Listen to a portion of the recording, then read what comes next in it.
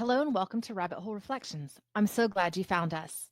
Here at RHR, we explore transformative journeys through life's deepest challenges. I'm your host, Lisa Van Slyke.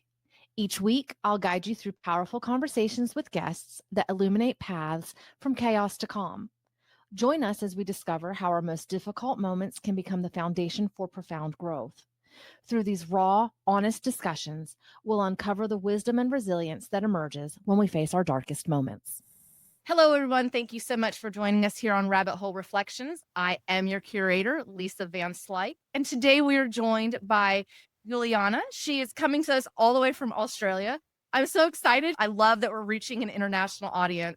So, a little bit about Yuliana. She is on a mission to end gender-based violence and poverty. She firmly believes that when women reclaim their voice and their wealth, they change the world. True affluence isn't just income, it's who you become. Thank you so much for joining me today. How are you? I'm very well. It's very early morning, a bit chill, because we're always on the opposite of the weather and the time of the world. I do thank you for being up this early, joining us here today. So, why don't you just go right ahead and tell us all about that rabbit hole journey that you took? Thanks, Lisa. It's interesting because I just looked at the date and this is very, how to say, it's like Remembrance Today. It's 10 years ago when everything began. It's in 2015. I got divorced in May 2015. So here we are. How if I look back to tell you the story, I would say that none of this is ever in my plan or even in vicinity of what I thought my life would unfold. So what happened, backtrack to say about 11 years ago, I had a skin clinic business. I was a serial entrepreneur. I've always wanted to leave corporate and I tried all sorts of things. I tried trading. I tried e-commerce trading. I made a lot of success in that, but I closed down and I'll tell you the story later. Okay. But I ended up in a skin clinic business and I tried to make it work. Long and behold, I accidentally went to a workshop where I got to meet my first spiritual mentor. We were in this workshop called Quantum Being. I knew nothing much about it. I thought I signed up to a business workshop and how to build my business. And I end up in something called Quantum Being. We had to sit down and wrote our life story in autobiography style.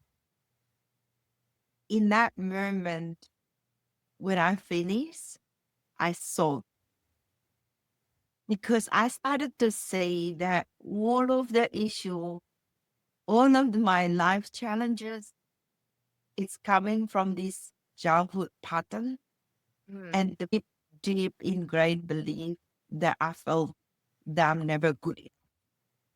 All my life, what I thought was I was chasing, and I call it like today, ticking all the boxes that society told you or your parent told you. This is the prescriptions of happy, successful life did not give me the life that I actually wanted to live. That is so In that, common for so many people. yeah. So I was around 35 back then, and this book that Lao Tzu said, you never know where the journey will begin until you take that first step, and the first step will lead you. It led me to a long trench of a very rocky road. I love how you put in the rabbit hole because sometimes what we thought we knew and what we thought that the awakening, sometimes it's not just always shiny. And I don't say this in the negative way, but I just want to share that it is a long, treacherous road to get to where you want to be. I think sometimes in the spiritual world, we like to be sold by this shiny glamour. The picture, it's rainbow in the sky. Everything will be good once you see your pattern, your life challenges, but it's not just that, but it's really a commitment of having that inner work. And that's what I had to take. I invested a lot in myself from the spiritual development side, from self-help. I read so many books, get so many different mentors courses. I learned everything and anything, basically. From spiritual development to energy healing, I found my gift as a medium.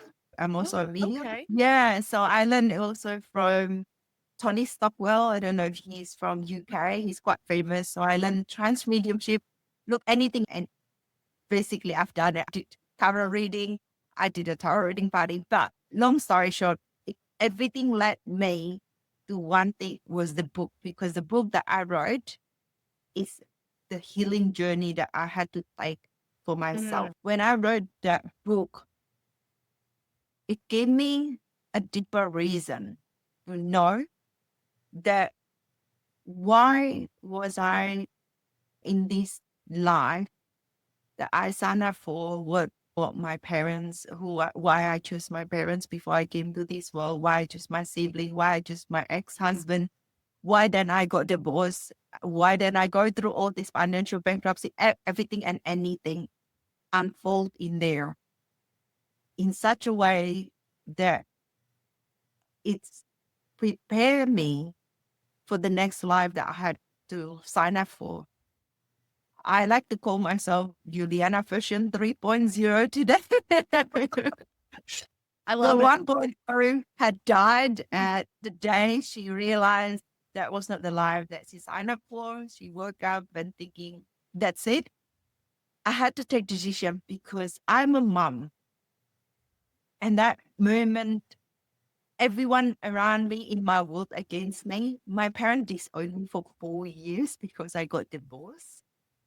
The word divorce is not something that is even acceptable in our culture. I'm Chinese by heritage. I grew up in Indonesia until I was 18 years old and I moved to Australia by myself.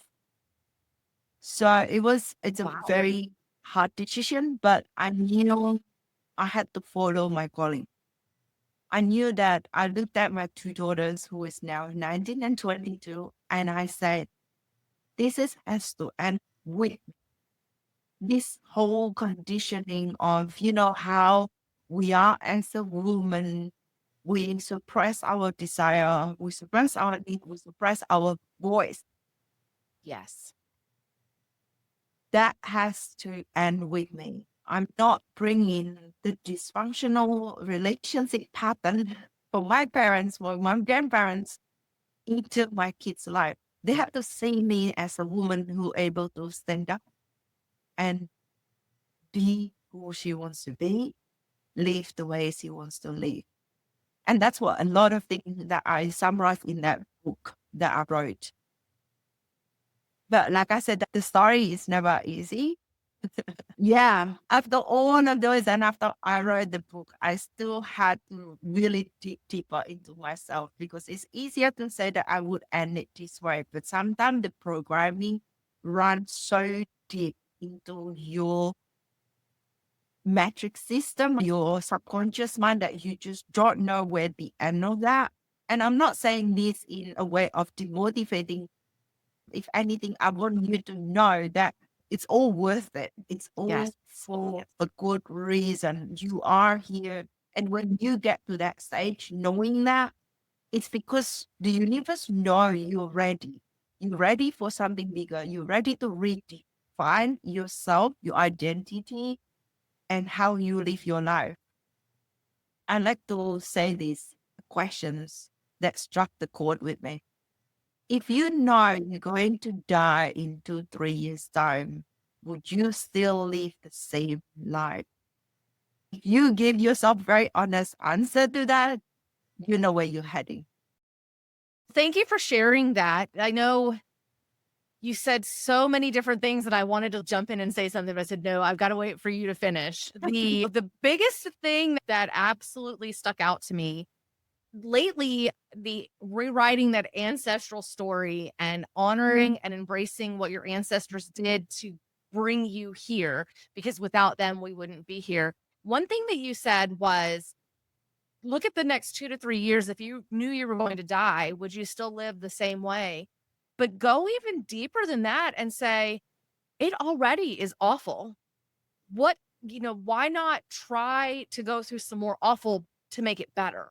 The unconditioning, the working yourself through and healing yourself, it's a process and it can Mhm. be a very sticky and messy process. But what you're doing to yourself and how you feel right now, why would you want to stay like that if you know that going over here and being in this mess and this yuck can Mhm. be a whole lot better on the other side of it? So that was one of the things that stuck out with what you had said with your journey. Yeah, and I want to say we always know our heart is always know, and if we let our heart to lead the way, we know where we need to be. But most of the time, and I said to it applies to everybody, we are too scared to change. And we told ourselves that it is better to settle in the circumstances that I know than to change to something that I don't know. The thing is, they say what got you here won't get you there. It's going to be like that. Unless you actually make a radical changes in your life, you cannot elevate your lifestyle. You cannot get to live a different life because whatever you want, whether that is a meaningful relationship or successful business or whatever, it requires you to become the next level version of you. You cannot have a better lifestyle with the same person that is currently here. You mentioned divorce. In the United States, it's way more common. The average marriage doesn't last. I think it's over 50% divorce rate. So it's a lot more common, but in some parts of the United States, particularly in Republican states or very Christian centric states, but still very taboo. And you just, Yeah. because there's a vow that says for better or for worse. Can we talk about that a little bit? Because for worse doesn't mean that you have to endure abuse or not being able to be your true self. A lot of people get stuck in the idea of, I got married and the marriage is supposed to be a certain way. And this is just how it is because I said for better or for worse. And there's a lot of situations that you can grow and outgrow somebody. And if they're not coming along for the ride, you might need to divorce them. And that's not even just in marriage, that's in relationships in general, your work, family, friends. Yeah. I don't know the statistic in Australia. I agree with you. When I wrote my book, I actually did that research and it's about 50% now. But I think it's coming back that taboo is like what you said, is this vow is actually, it's part of that conditioning that I'm talking about, the conditioning, the society conditioning through religions to everything else. Because if you actually look at the history and you read about the history of how relationship wedding from the tribal sort of society to modern society, wedding actually was invented, I would say, to in a sad way for a man to claim this is my wife, this is my children, and this is my property of how the inheritance will work. And that's how they start to legalize marriage and created this whole wedding things. In a tribal way, there was nothing like that. There was no like a real agreement of who is what and who owns what in a way. And I like to say owns in the quote unquote because women change the surname for reasons so that they can identify we belong to these men or families. Now, it's if we start to strip off the conditioning part and we look at the world from the spiritual perspective, that everything is lessons and challenges, and the main goal of everything is to help us at the soul level to grow and evolve. There is actually never a failure in a divorce. We like to say that when we got divorced, we failed that part and it took it really hard. And you know what happened when I told you the deliberate story where it never exists in my culture in a way, and I got disowned. My mom and I did not speak for 4 years at all because she refused this thing. But when you actually understand in a deeper level, I let her because for her it's need to come to the term. She's scared to be judged. And this is I said that with love because actually a lot of us have that in certain level, in certain degree of that. So coming back to that divorce being a failure, sometimes we stick to that because we're so scared to go against the programming if the society and that we build that we're not going to be good enough to meet the expectation because the expectation is we're gonna live forever and ever and happily ever after. But Right. see, even this word is a programming because where does it come from? Is that Disney princess movie that sold us the dream we're gonna find our princess, live happily ever after to the end. But going back to that, if we look at our intention of life is grow, evolve, then we could look at relationship as a way of us learning and growing. And relationship actually the fastest and safest container for us to grow if we done it right. If not, then it is very painful. But the thing is, remember, we have all the power. We have all of the ability to walk away, to create a new life. And like what you said, if it's so painful, why don't you create something better? Why do we Right. need to show ourselves to stay in there? And don't forget, though, in the deeper level, as you said, we met it with another people or even other people in our life, never by considered. We have this level of frequency, we have this level of vibration that attract another person. When I looked at my own relationship before I got divorced, we were together for probably 17, 18 years, and I was married for nearly 15 years. And we were Catholic. We sworn by living happily ever after to the end, for better and worse. Till death Now, do us part. yeah, and that part as well. But the thing is, you looked at it from that point of view, or I looked at it from other point of view that, what I said, I wrote that autobiography and I woke up to, oh my Lord, my relationship was nothing but another copy of dysfunctional relationship of my parents. So that was my biggest lesson to understand that unless we actually work on ourselves, subconsciously, we keep repeating the same pattern of what the known pattern. And that's where I felt come to the end when I realized I walked out.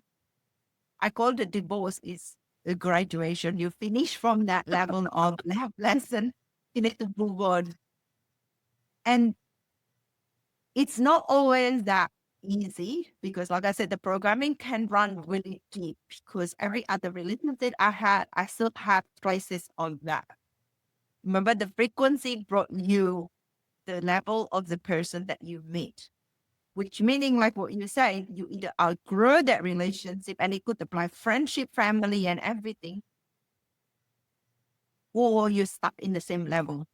So when you raise your own level of vibrations because you do some inner work, you start to understand that you no longer fit into that level, whatever level that, and this is very normal. Sometimes friendship might drop off, you might lose the relationship, and you change. But you change because you are upgraded and your life should be upgraded too.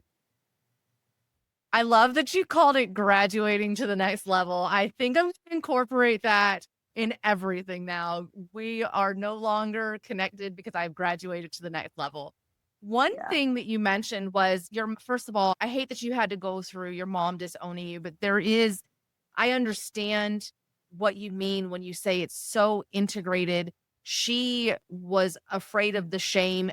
I was raised in the South in the United States, and it was the same way. You don't do anything that's going to shame or bring dishonor to your family. So people don't get divorced. They hide babies and pregnancies and like all of the things that people experience with addictions, all that it's hidden because you're not going to bring shame or tarnish the family name. One thing I did notice that you said about that experience with your mom, that a lot of people don't necessarily comprehend and don't necessarily use it in the right manner, was that you allowed her own experience. And that's part of the law of attraction. It's in that group of you allow people to have their own experience and to be who they are as well. And it's the law of allowing. I love that you actually did say that because I don't know that it's mentioned as much as it should be. You have to allow people their own experience as well. That's interesting, Lisa. I like how you put it, the law of allowing. I actually never heard about this, but what I haven't told you about that 4 years is, yes, he didn't talk to me because it brings shame, but also it's actually the me walking out from that relationship triggered something within her.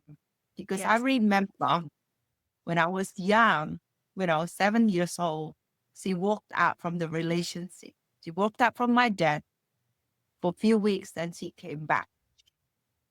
She convinced herself she couldn't go through this because she had three children at that time and she had to raise them, whatever it is. Look, at the end of the day, we all know this is an excuse that we put in on ourselves because we prefer to settle. The deeper reason is not because she couldn't afford to support everything. In her mind, this shame of walking out was greater than anything. It is in the 80s and we were living in a small village of Indonesia. So I knew what she's going through. It is not easy. We are in a neighborhood who is, everyone knows everyone. Okay. So, and Chinese especially, we are minority. We stay together and we know each other and we just in that little circle of people. We don't even need address. We know who they are. I walk down on the street, everyone knows who's my parents, and it's that kind of lifestyle. So she was like that. So me walking out when she saw that, it actually brought us this pain because she never happy with my dad ever since she came back. She settled for her own reason, but she actually turned around to my dad and she told me later on after we started to talk again, she said, look at your daughter. Her husband by then was not even as bad as you, and she still refused to stay. And look at how you treated me. So this says a lot about what you said, allowing her to have her own experience. About that 4 years, I know it sounds bad, but we needed that break up in a way so she can process her own transformation journey that I spark through me walking out. And I need to process my own healing journey. For us to stay connected to each other, it will not help on our processing and healing because we needed to have our own that solitude time in a way. And yeah, as bad as it sounds, like I said, the relationship got better because I think she didn't understand it and I understand her perspective. Yeah. I love that you mentioned the mirror aspect and you didn't quite say it, but you mentioned you triggered something in her when you left because she put all these fears and all these other things on top of her decision to stay and the reason why she stayed. So you were a mirror for her. And what was reflecting back was something completely different than what she had in her mind. So she was dealing with her own processing that, that you left and she didn't. That happens a lot. Just a little bit of backstory. I don't know that I've ever told anyone this. The name Rabbit Hole Reflections actually came during a time when I was in another pattern another situation, a situationship. I ended up in an 8-year-long relationship. Towards the end, it was miserable for both of us. We were in our own nightmare. It wasn't abusive. We weren't hitting or screaming at each other, but it was soul sucking. This relationship was just, it drained both of us. Yeah. And I started this podcast. Then I took a pretty long break between the end of the first time I did this and now. But Rabbit Hole Reflections came from me continuing patterns without realizing what I was doing. Now I'm on this healing journey. And now, so Rabbit Hole, yes, it's a deep dive into like research aspect. Like I'm going to go and spend hours and hours scrolling on something that interests me, but it's also, you're in this really trippy experience. And it's almost like deja vu when you repeat it and you repeat it and you repeat it, maybe with a different person, maybe with a different employer, maybe with a different romantic partner. But the mirroring, I didn't understand at that point what was happening. And it wasn't until the end of that relationship in 2019 that I was like, I can't do this anymore. And then I noticed it with employer patterns and I was like, I can't do this anymore. What's wrong with me? And it's not so much that there was anything wrong with me, but what is it that I need to fix or I need to heal? So the rabbit hole is the deep dive into your own healing journey. Yeah. It's interesting. You say this is like you're reading my mind in different way because I remember I said the relationship is actually the safest. When you take Yes. away the human painful experience, they are the safest and the fastest way you're going to grow because that's what you said. They give you a lot of reflections. Remember, we attract our frequency, our vibration. So the universe give you exactly the mirror, like what you said, the person that will help you to understand that programming that runs so deep that we're not even aware. Let me tell you this story, which is happening recently to me. As I said, it's over 10 years journey for me today. But in my last relationship, so I had a few different relationships, they're short. But on the last one I remember, which ended about 2 years ago, just over 2 years ago, after I wrote my book. I wrote my book, I published the book, and I was in this relationship. It was 6 months only. The relationship was so painful if I looked at it.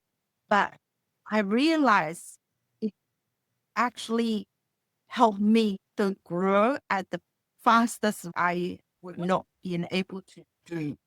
A lot about self-love, boundary, and speaking about myself, like really speaking the truth about myself. Because after I wrote the book, it was another layer of me coming to the surface. It's like the book helped me to understand so much about my past. Okay. And yet the applications is still at the surface level. That relationship taught me this is how you actually put it in practice. So I can talk about boundaries, but it's how to actually stand up for myself because I was by default I was a people pleaser. When you have a parent that are quite strong, my mom is very strong personality. You kind of morph into a people pleaser because you are conditioned to earn love.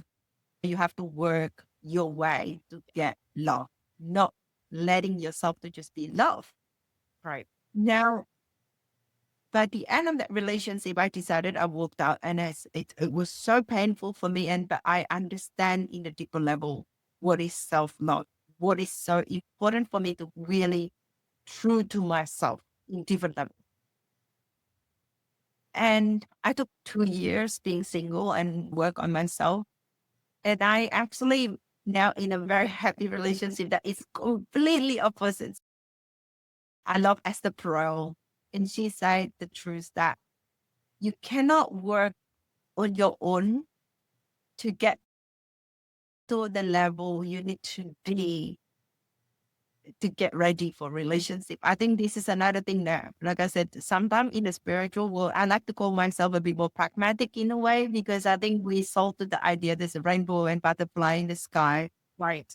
You work on yourself. Yes, you do need to do your inner work, but relationship give you a vessel to be able to apply what you learn into practice. You can read thousands of books about boundaries, and you can be really good at boundaries at work, which is in my case. Okay. But when it comes to relationship, I had very weak boundaries. I was always giving.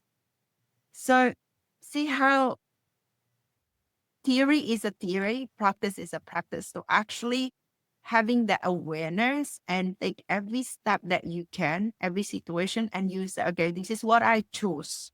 I choose to put in my boundary. I choose to speak my truth. I choose to do this instead of this, is where the real transformation will begin, will actually happening in your life. I love that you brought up speaking your truth. Episode 5 of Rabbit Hole Reflections, the gentleman that I had on was very much going through his own recovery. And a lot of it was where truth is the most important because it will set you free. Being truthful really does liberate you, no matter what the consequences on the other side. Truth will set you free. And he found a lot of redemption and a lot of growth in just being able to speak his truth. I know there's a lot of times we mask. We are a different person at work. You were a totally boundary level person at work, but in your personal relationships, you didn't have boundaries. I was the opposite. I have boundaries in my relationships a lot more than I would have at work.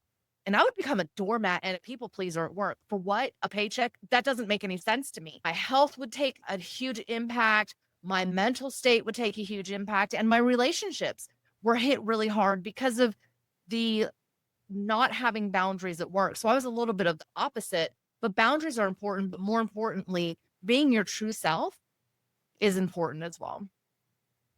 Yeah, I think truth, and it just has to be your truth, not Yes. the truth. There is no real truth in the world. It's your truth, and their truth is not always the same, because we have the analogy that you have this filter in our eyes, the way we see the world based on our programming and conditioning. It is true. Yes. The way that you look at the world, it will be different from I looked at the world and everyone else looking at the world. But this is what I achieved with that growth. Remember, I actually then birthing something that we get to this level of the truth. And I now teach this called the negotiation, but it's really about speaking and owning who you are. Oh, And I said that every time we open our mouth, we're actually negotiating with someone. You like it or not, we do. Okay. Let's put that away, because sometimes as a woman, we like to, how to say, to make it pretty with the ribbon and wrap it in a have something shiny. But let's strip off everything and let's be real and honest. Every time we open our mouth, we are negotiating. You talk to your kids, can you please take the trash out? You are negotiating with them. You ask your partner for something, you are negotiating with them. You are. And it's in that moment, you are in that negotiation with them or with yourself. And this is what I'm teaching. It's because if you don't speak your truth, you're actually negotiating with yourself. You're negotiating down on yourself of what you truly want. okay. If you are speaking your truth, at that moment, you stop that self-abandonment pattern. You speak your truth. And it doesn't matter what the outcome is, whether your partner say no or your kids say no or whatever the deal you did make. But take this, remember, you are in that level of raising your own vibration. Each time you ask for more, you allow yourself to embody a greater version of yourself. And that's what's more important, because you may not get what you want at this time, but you will get something more. I said this quote is my life quote is, you can have everything in your life if only you have the courage to ask, pursue, and receive. There's 3 stages of manifestations, and I like how, everyone thinking on this the secret book where we sit down and chanting affirmation. I don't think life is like that. I'm very big into manifestation, but manifestation requires you this level of courage to ask, courage to pursue, courage to actually receive, and you can have everything you want in life. It's true. But if you don't own your voice, you don't own your power to ask, to pursue, to receive, you will never upgrade your life because you stay at the same level. Because it does not matter the outcome at this time, because universe is very interesting and miraculous way of delivering what you want. And you may not get what you want at this time, but you can have it the next time because now you adjust your level of vibration. This is what manifestation is about. You can have what you want when you match that level of vibration. But if you're not willing to embody that next level version of you who is willing to speak up, to set the boundary, to negotiate her worth. This is your worth that is on stake, the life that you truly want. Then you cannot have what you want because you decide. Universe just match to what your own decision. You decide to stay at that level or you decide to grow.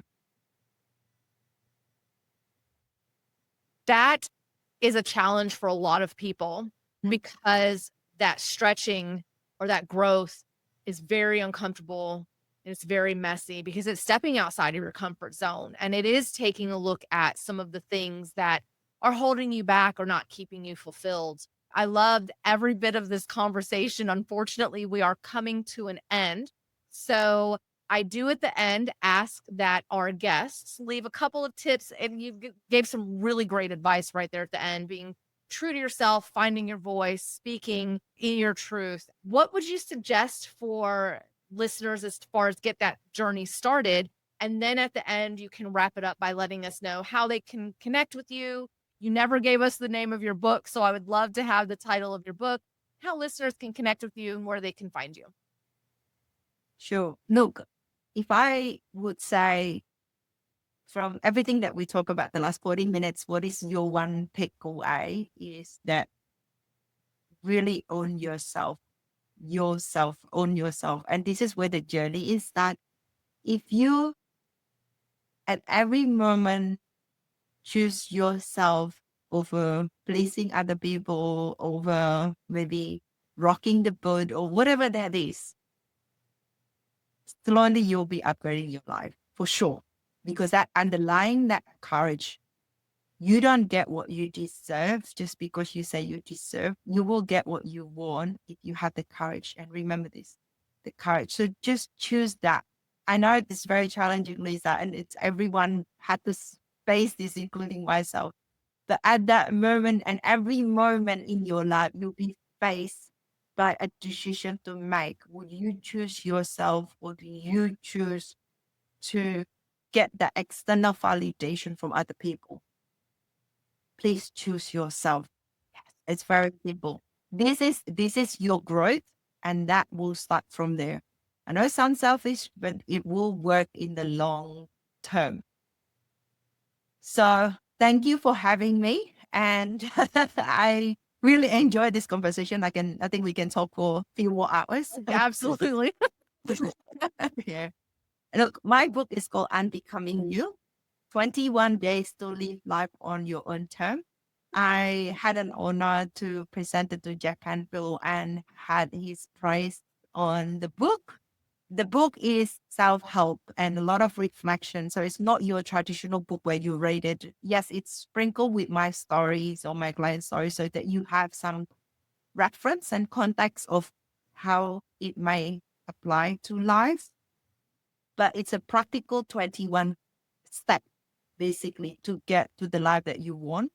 It helps you to understand where you at, where you want, where you're going to be. That's why I call it the 3 steps of unbecoming you, which is unlearn, uncareful, unleash. And each step is built upon the other step and then the other step and the other step. It's very, how to say, it's a journey, as we all say. And my website is there, yulianafrancie.com. I do have a masterclass coming up on speaking on, I call it negotiating or deal maker. I love the word deal maker. I'm a deal. I think we all have to make a deal in our lives. The deal can be yes or more than yes. Remember, yes is also a silent abandonment because we get what we expect to get, but instead of we get what we truly want to get.